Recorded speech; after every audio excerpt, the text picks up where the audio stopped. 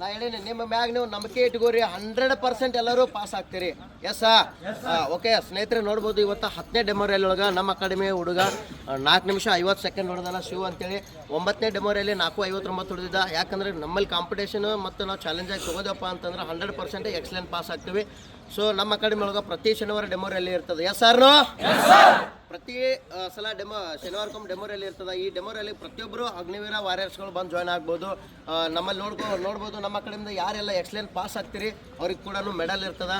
So ನೋಡ್ಬೋದು ಸಿಕ್ಕ excellent ಇರ್ತದೆ ಮತ್ತು ಇಲ್ಲಿ ಬ್ರ್ಯಾಂಡ್ ಇರ್ತದೆ. ಎಕ್ಸಲೆಂಟ್ ಗ್ರೂಪ್ 1 ಒಳಗೆ ಪಾಸ್ ಆದವ್ರು. ಶಿವ ಎಷ್ಟು ತಿಂಗಳೈತಿ ಬಂದ ಸರ್?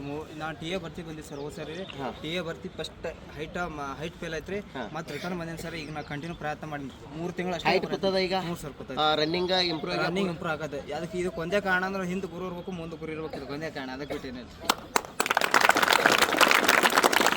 ಓಕೆ ಸ್ನೇಹಿತರೆ, ನೋಡ್ಬೋದು ಇವತ್ತು ಯಾಕಪ್ಪ ಅಂತಂದ್ರೆ ಸ್ಟ್ರಗಲ್ ಅನ್ನೋದು ಭಾಳ ಇಂಪಾರ್ಟೆಂಟ್. ನಾವು ಎಷ್ಟು ಸ್ಟ್ರಗಲ್ ಮಾಡ್ತೀವಿ ಅಷ್ಟು ಎಕ್ಸಲೆಂಟ್ ಆ್ಯಂಡ್ ರನ್ನಿಂಗ್ ಪಾಸ್ ಆಗ್ತೀವಿ. ಸೊ ನಿಮ್ದು ಏನಾದರೂ ಟೈಮಿಂಗ್ ಕವರ್ ಆಗಲಿಲ್ಲ ಅಂದ್ರೆ ನಮ್ಮ ಇಂಡಿಯನ್ ಆರ್ಮಿ ಅಕಾಡೆಮಿ ಬಂದು ಜಾಯ್ನ್ ಆಗ್ಬೋದು. ಪಕ್ಕ ಎಕ್ಸಲೆಂಟ್ ಅಂತೂ ಪಾಸ್ ಮಾಡಿಕೊಡ್ತೀವಿ. PT ಹೆಂಗೈತಪ್ಪ?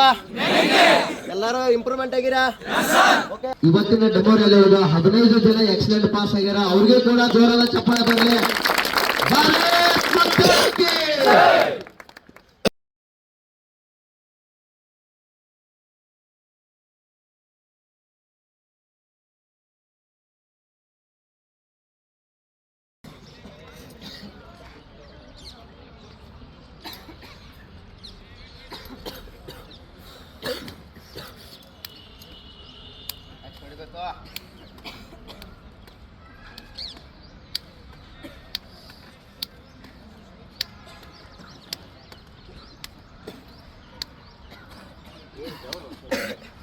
ಅಲ್ಲೇ ಸೆಕೆಂಡ್ ಗ್ರೂಪ್